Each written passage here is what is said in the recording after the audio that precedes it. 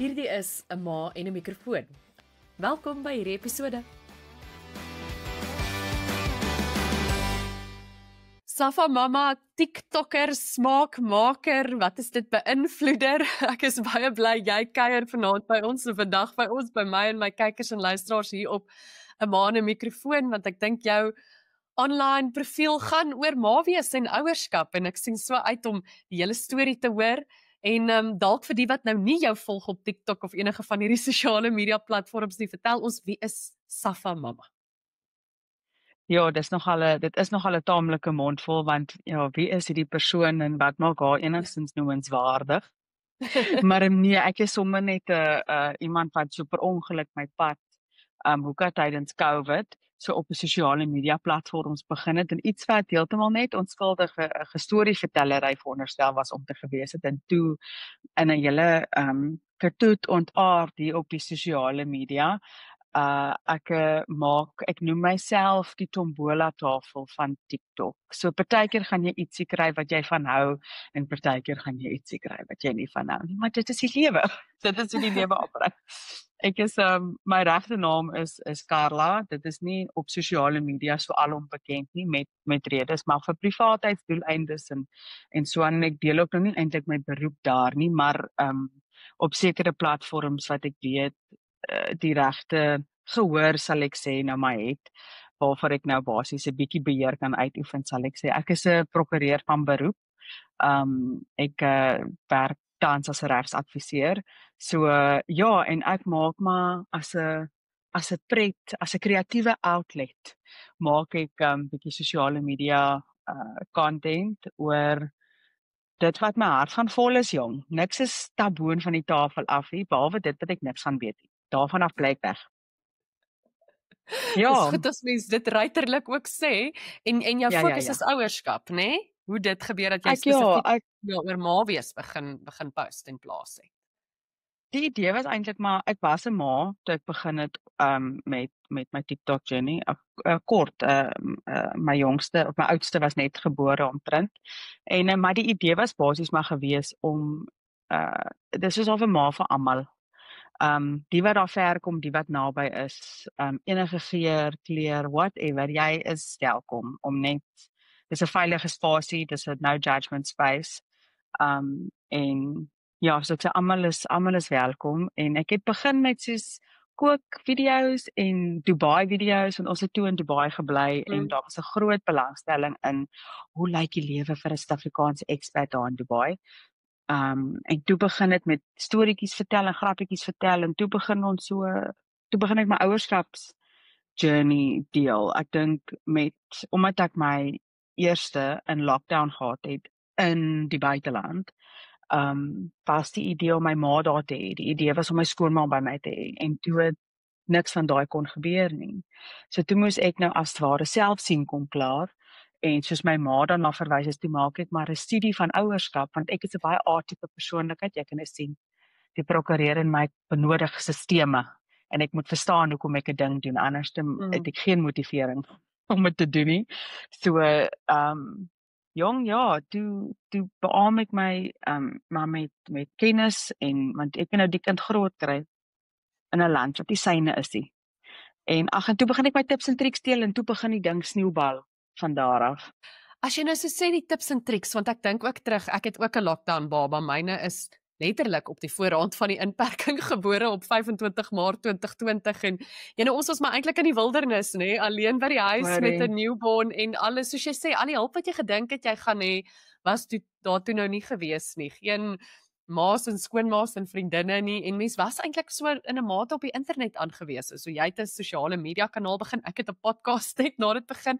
Ek dink dalk kan ons soeke ook na raad, maar jy sê nou jy het ook jou raad gedeel. Waar het jy inligting gekry? Hoe het jy geleer om 'n ma te wees as ware, soos jy sê die A-tipe en inligting in te win? Wat is jou betroubare bronne van inligting? Ek het toe Gideon 4 weke oud is, het iemand vir my 'n kursus aanbeveel. En omrede my beroep was verskriklik high demand en ek kon nie bekostig om nie te slaap nie. Ek kon nie bekostig om 'n kind te hê wat nie goed slaap nie. En ek het van vroeg af al geweet hoe crucial en belangrik slaap was vir breinontwikkeling.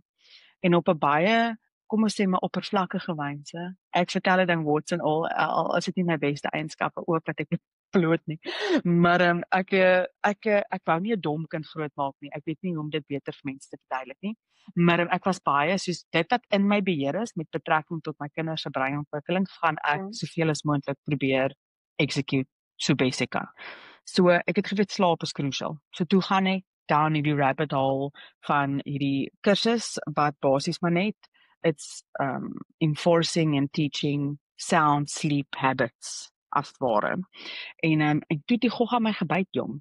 En as ek soos met meeste dinge in die lewe, as ek nie iets weet nie, dan begin trek ek aan daai garingkie en hoe meer ek die garingkie trek en hoe meer ek kom aan en voor ek myself omkry as ek by 'n rabbit hole af.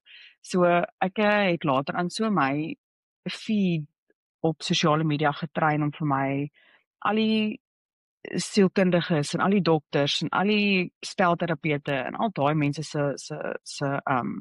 se content en toe begin opkom en ek is 'n verstaan mense hier, ek is 'n navorsingsmens, ek het almal die update vir dit nie almal die update vir dit nie, maar ek het en so toe kan ek die goedjies wat ek maar geleer het, kon ek in bite-sized palatable pieces in pakkies opmaak en ek dink nie daarby is noodwendig Afrikaanse content daar buite vir dit nie en ek was baie adamant en mense gaan my haat vir daai woord, maar om Afrikaanse content daar buite te sit. So ja, toe bly ons nou maar op Afrikaanse trant met hierdie tips en tricks wat ek dan nou en soos ek sê in hierdie klein bite-sized pieces vir mense kon op sosiale media verpak. Jy sou 'n goeie joernalis ook gemaak het, al die eienskappe van 'n goeie ondersoekende joernalis dink ek. Maar daarna die internet soos jy goed weet en veral seker TikTok kan nogal 'n ongenaakbare plek wees vir alles 'n mens eerlik praat en as jy jou hart deel. So dit moes ook nogal vir jou bereis gewees het om hierdie inligting te deel en dan soms kry mens nogal gemeene kommentaar. Het jy nog altyd 'n dik vel of moes jy dan maar strategieë ontwikkel om dit te kan hanteer? Hoe maak jy? Jong, ek sê altyd vir mense, my vel is so dik soos wat ek is. Ek kan nie eintlik minder worry nie. In die sin dat toe ek begin het op sosiale media, dis maar 'n leerskool en jy leer maar vinnig, maar ook ek glo jy stel ook jou eie boundaries. Ek disrespekteer niemand nie. Ek vloek en skel en skree nie op enige iemand op sosiale media nie.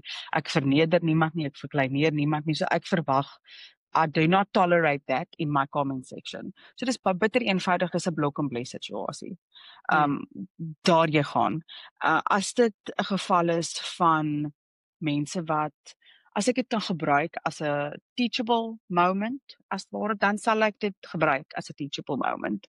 Maar ek dink ek verstaan dat I give everyone the benefit of the doubt and I'm rather inquisitive than accusatory. So as jy ietsie sê, gaan ek aanneem dit kom van 'n goeie plek af, maar daar is dalk net ons lense verskil dalk net van waar ons na 'n saak kyk. So I'll give you the benefit of the doubt. Jy hoef glad nie van my te hou nie. Daar's so baie mense. Daar's so baie mense op sosiale media. So skraap verby, blok en bless, we move on. If I'm not your cup of tea is regtig okay.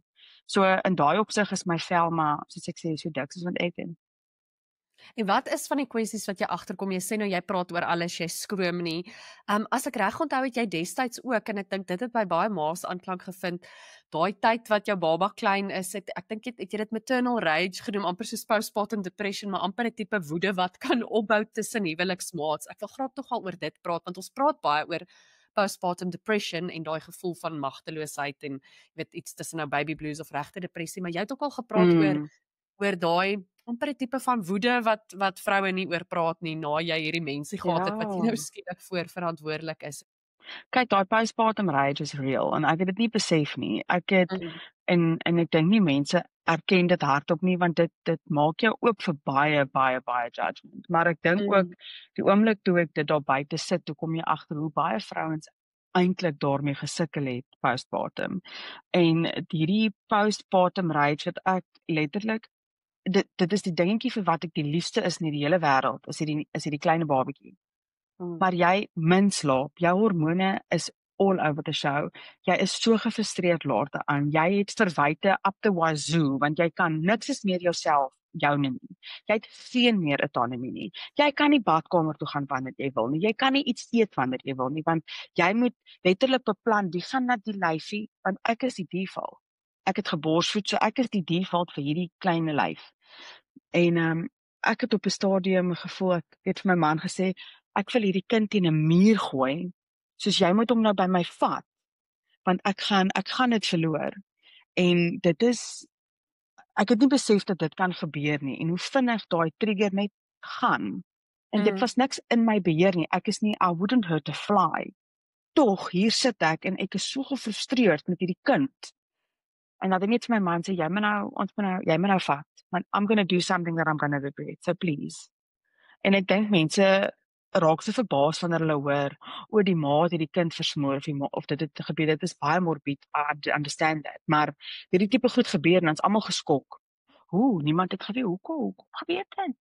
En ek dink, dit is omdat mense nie noodwendig besef, wat presies in 'n vrou se lyf, soos fisiologies gebeur, wanneer nadat jy gekraam het nie.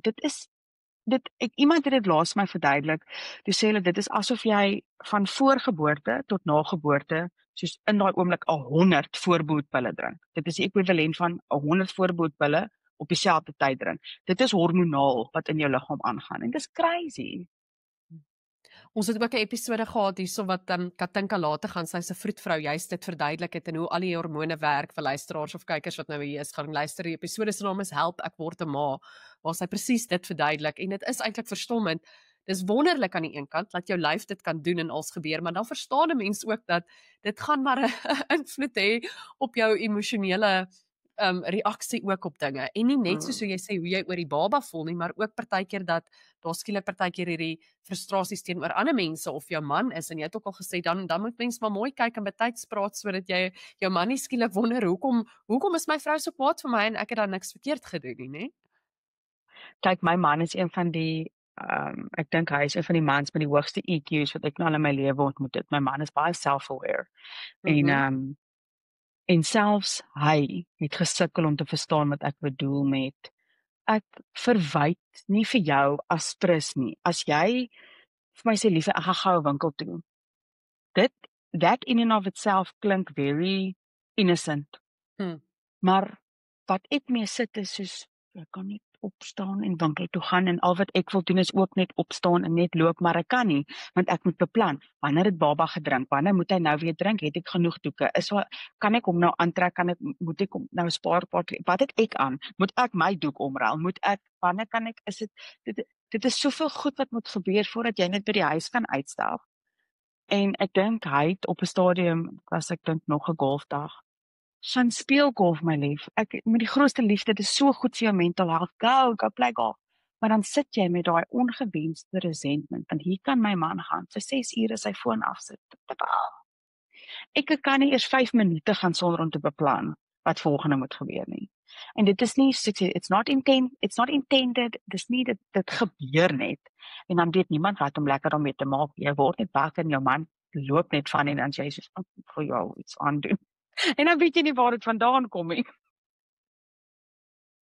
Voor ons die episode hervat, wil ek jou vertel van 'n geskenk wat jy vir jouself kan gee. 'n Waardevolle geskenk, nie net vir vandag nie, maar vir jou toekoms. En dit is 'n belastingvrye belegging.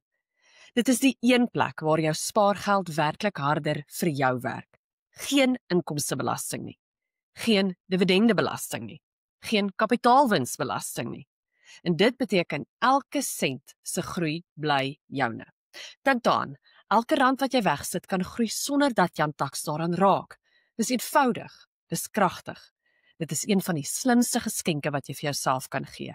Die geskenk van finansiële vryheid môre deur die keuses wat jy vandag maak.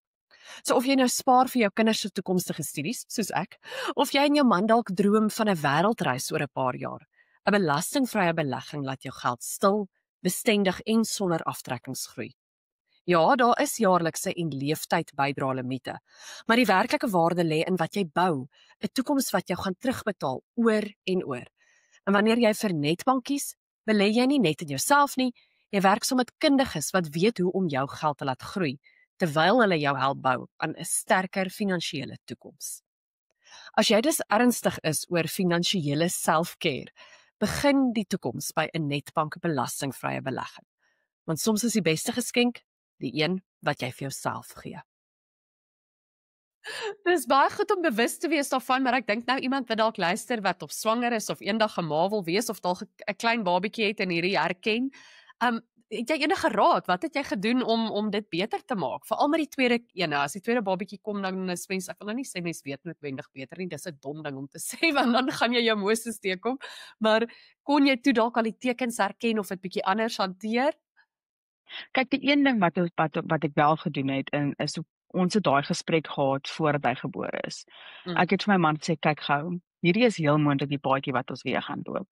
Ons gaan moet verstaan dat jou verantwoordelikheid gaan die toddler wees, my verantwoordelikheid gaan die baba wees. Ek gaan weer vasgepen wees met 'n klein baba.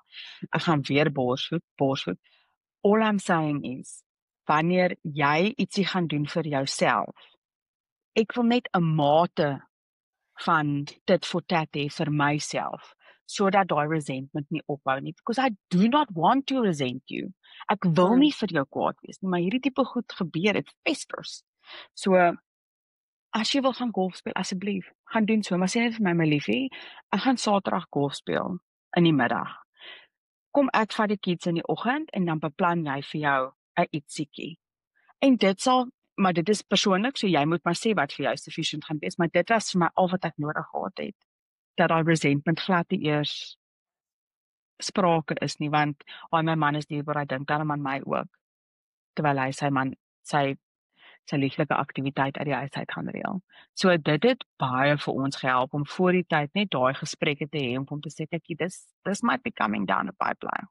En ons moet net lekker op ons hoede wees vir hierdie tipe gevoelens. Ek dink is ook seker nou makliker as jy terug is in Suid-Afrika en hier's darm ook 'n bietjie van sekere vangnet of vriende of familie. Maar kom ons gaan 'n bietjie terug toe jy daar in die Midde-Ooste gebly het en baie van ons luisteraars is in daai situasie ook waar jy's in die buiteland en jy's regtig alleen. Ek weet nie of jy daar dalk vriende en familie gehad het nie, maar hoe was die ervaring om oorsee te wees en 'n baba te hê in lockdown? Maar ek het byna mal geraak. Soos as jy nou nuwe ma's, dan weet jy, nuwe babas drink elke 2,5 na 3 ure toe. Elke 24 uur. Ja. So vir daai eerste 3 maande was dit vir my dieselfde 3 ure, elke 3 ure, vir 3 maande stryd, en dieselfde 4 mure. En ek was nie gediagnoseer nie, so ek gaan dit nie sê nie, maar I had Depression, man. Dit was bietjie erger as baby blues. Dit was hectic. Ek is soos, is this what it's about? Hoekom het ek hierdie gedoen? Want dit is nie vir my lekker nie. Hierdie is vir my aaklig. En ek dink ook dit was die eerste kleinkind, die opwagting was baie groot geweest. En dit was baie exciting geweest. Nie net as enigiemand kom kuier sonder 'n baba, wanneer jy 'n expat is dit exciting nie, maar nou so 'n nuwe baba vir die eerste keer. En ek dink die teleurstelling was massive. Daai teleurstelling was so groot, want dit is absoluut buite jou beheer. Jy het geen beheer nie. Hulle maak die borders toe, niemand trek visas uit nie. Sorry, ek kan nie kom nie. En dit was baie om emosioneel en mentally te verwerk. Gelukkig is ek en my man met beste pelle, ons is regtig soos 'n span. So dit het baie gehelp. Maar nee, ons was stoksiel horing alleen. Het dit julle besluit beïnvloed om terug te kom Suid-Afrika toe? Hoekom het julle, was die plan om lank daar te bly en hoe het julle toe nou terug hierso op eie bodem beland?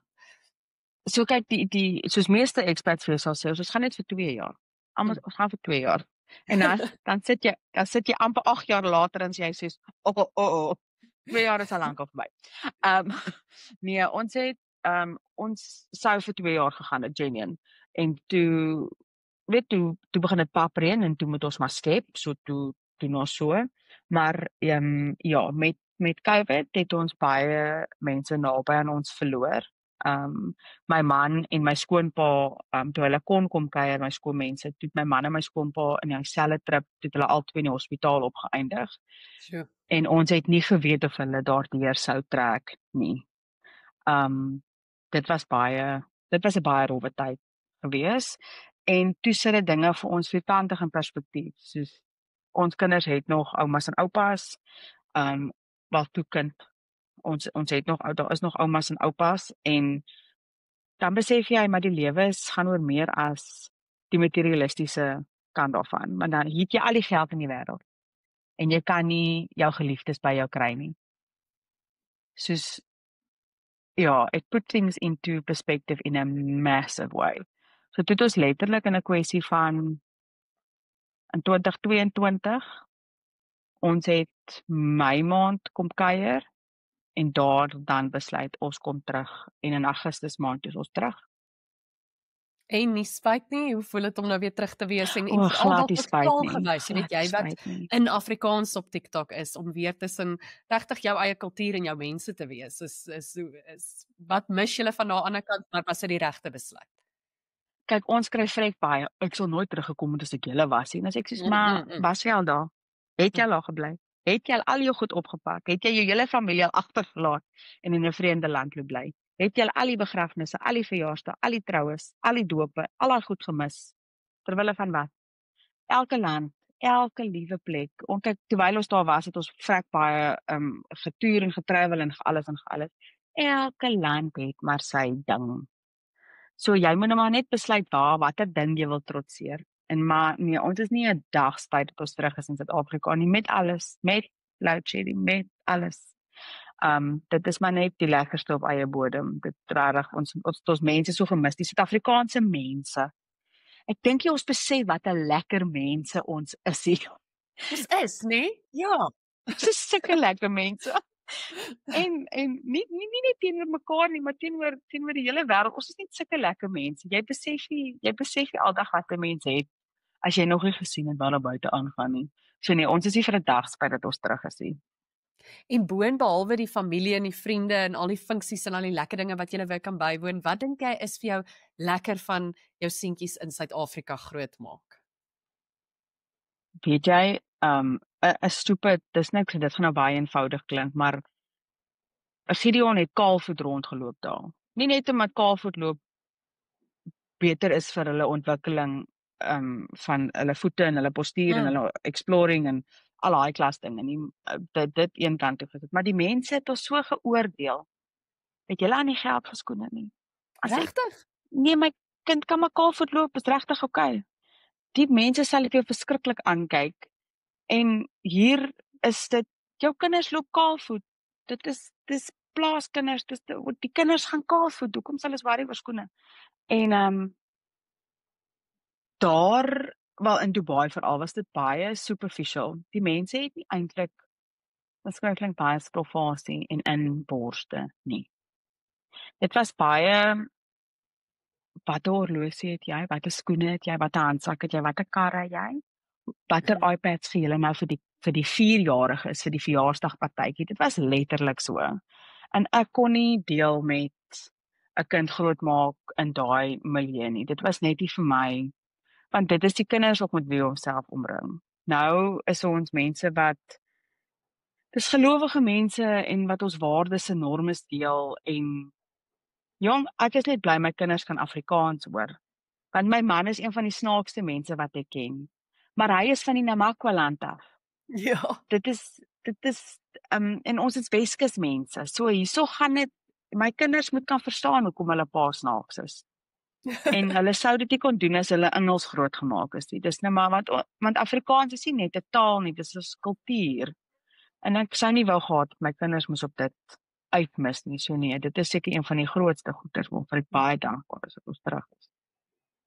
My vrou sê ook so lekker, né? Kaalvoet kinders, en ek het 'n man wat ook graag kaalvoet loop en as hy nie hoef skoene te dra nie, dan is hy ook kaalvoet. So I endorse that message. Ek dink dit is lekker van hier in Suid-Afrika en om op skool nog, waar die meeste skole ook sê die kinders kan kaalvoet skool toe kom. Dis lekker. Kom ons praat 'n bietjie oor ouerskap, Karla. Wou jy altyd 'n ma gewees het? Was dit 'n droom wat in jou hart was of het jy dit so half toevallig, soos jy sê, toe jy nou 'n ma word, het jy al die navorsing begin doen of het jy altyd gesê ek wil graag 'n mamma wees toe jy nou klein Karla was? Kyk, ek is die oudste van 3 en ek het nog altyd die moederlike instink gehad. So as 'n baba gehuil het, dan het ek hom sommer gevat en gesê, "Gee maar." Maar my ma was so. So ek was nooit bang vir klein babietjies en kinders nie. Ek was altyd baie gemaklik rondom hulle gewees. En dit was half vir my, natuurlik moet jy kinders hê. Dit was so half in ons samelewing is soos, of course yes, as jy sê jy wil die kinders hê, dan was jy weer. So ek kan nie vir jou sê of my eerste instink van ek wil kinders hê, dalk 'n societal pressure of 'n societal norm was wat ek nou maar net aangeneem het, want ek sê ou pluggie, jy sien. Doen wat van my verwag word. En toe gaan ek deur 'n fase in Dubai wat my beroep verskriklik die oorhand geneem het. Ek was erg op die career trajectory, soos klim my leer en toe het ek gegaan, hier is die plek vir 'n kind, hier is die definitiwiteit vir 'n kind. Ek slaap onder my tafel. Dus ek het geen kapasiteit om nou my tyd aan iemand te spandeer nie. Ek is nou te selfsugtig. En ek en my man het mekaar so geniet dat ons nie, daar was nie, ons het eers gedink aan kinders nie, to be honest. Ag, en toe vra ons maar, ek weet nie, toe kry ek net so, I was missing something, en ek het dit vir lank geïgnoreer, en sê ek soos, okay, kom ons is oop daarvoor. En jong man, ek het maand 1 vir pilletjie gelos. Toe vat ek soos 'n vaart op 'n koue oggend. Toe is daar. Toe sit die oogies. Toe is dit so. En en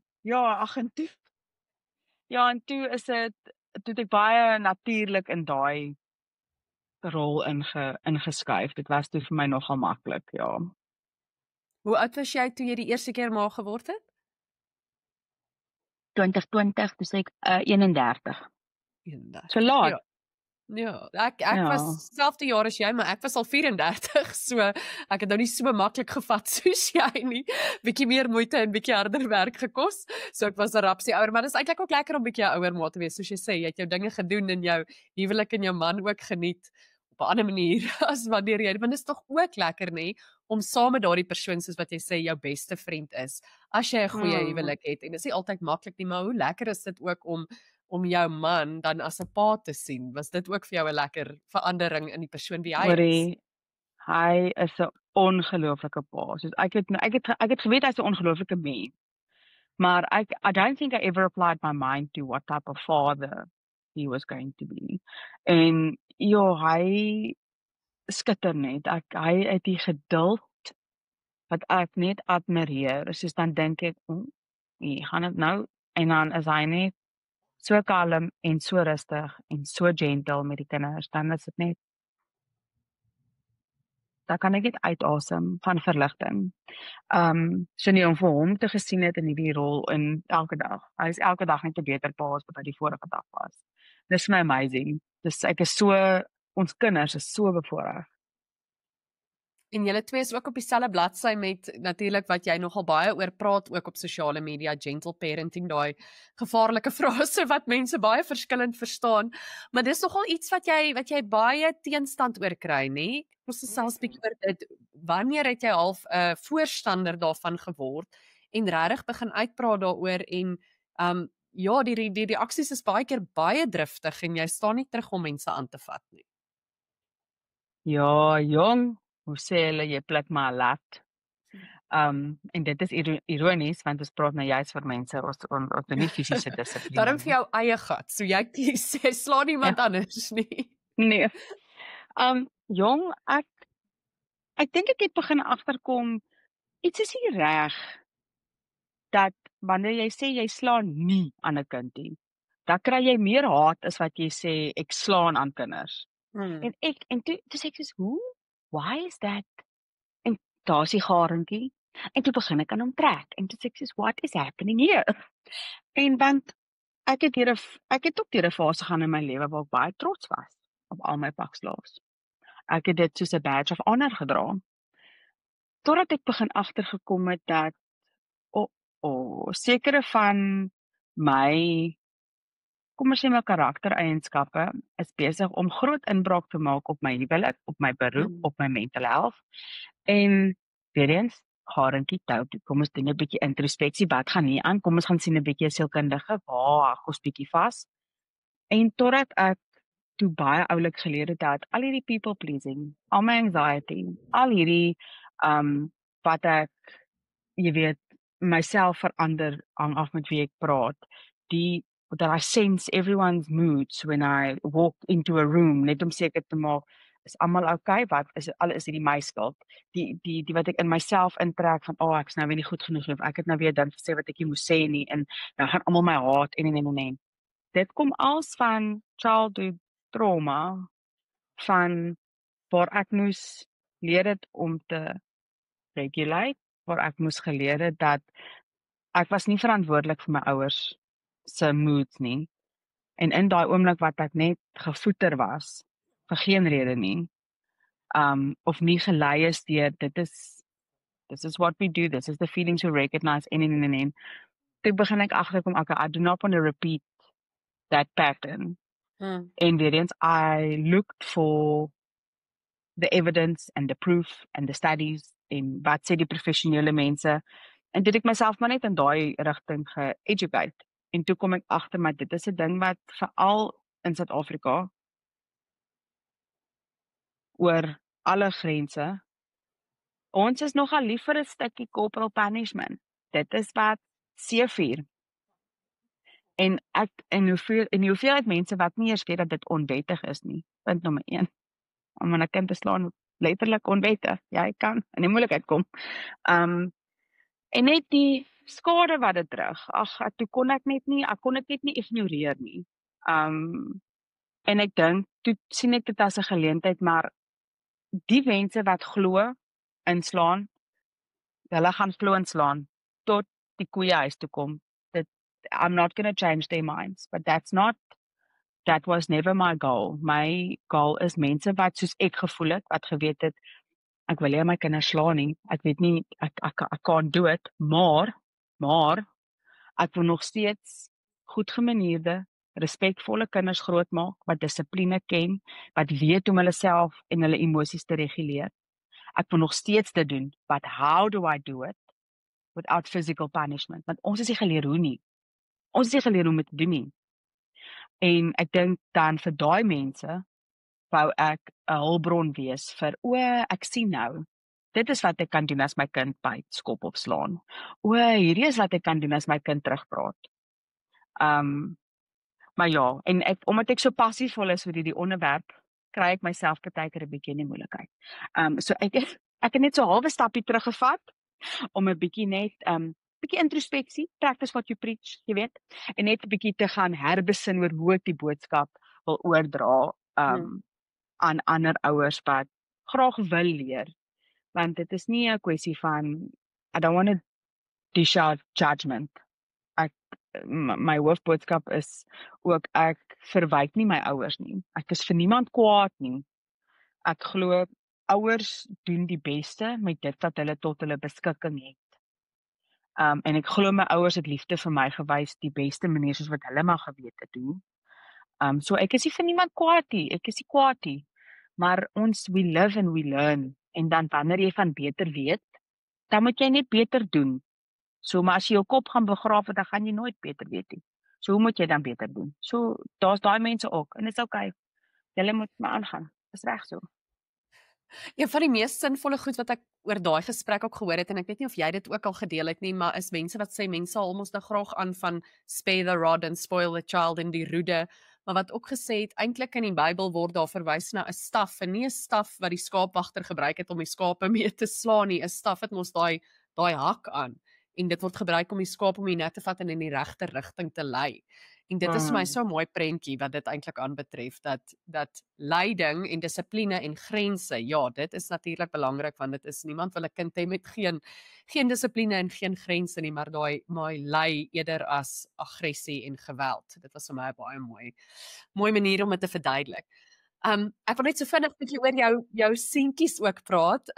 Jy weet, mense sê nou graag as mens gentle parenting doen, het jy al hierdie ongedissiplineerde kinders, maar vertel my 'n bietjie van jou seentjies en die vreugde wat jy vind in ma wees, Karla. So, ja, dit is baie interessant, en ek dink gentle parenting kry 'n bad rap, want mense dink gentle parenting men jy is heeltyd net gentle, en jou kinders loop oor jou. But actually, ek dink dalk 'n beter woord vir dit is mindful parenting. You're just very present, you're very mindful with what you say and what you do, en jy gebruik every opportunity, of elke transgression, sal maar sê, is 'n geleentheid, wat jy het as ouer om jou kind, soos jy nou sê, in die regte rigting te lei. Maar, een van die hoofgoeders waarna man moet werk, vir alles jy nie self geleer is om dit te doen as jy toe jy 'n kind was, is regulation. Mm. En mense hoor daai woord en hulle sê maar wat is dit?